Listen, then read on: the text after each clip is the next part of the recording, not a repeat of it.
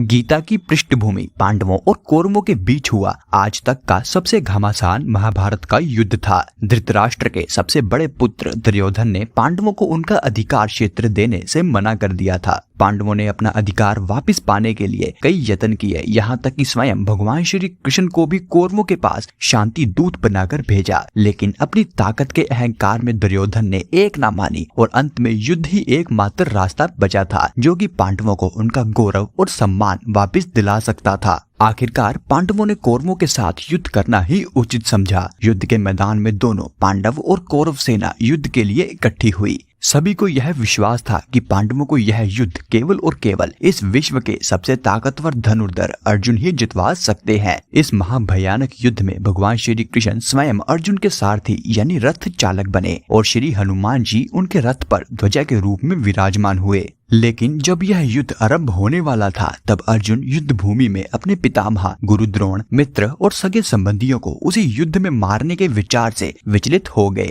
उनके मन में शत्रुओं के प्रति स्नेह उत्पन्न हो गया और युद्ध करने से अर्जुन ने सख्त मना कर दिया। वो हताश, भयभीत और डगमगाता हुआ शस्त्र छोड़कर रथ पर ही बैठ गया। तब उसी अर्जुन को भगवान श्री कृष्ण ने कुरुक्षेत्र की भूमि में भगवत गीता का उपदेश दिया। उन्होंने अर्जुन को आत्मा की अमृता, शरीर की निश्वरता, काम, कर्म, फल, त्याग, योग, ब्रह्म, ज्ञान, भक्ति, त्याग, संन्यास, प्राकृतिक गुण, मन को वश में करने के उपाय, आसुरी और दैवीय स्वभाव, इच्छा, क्रोध और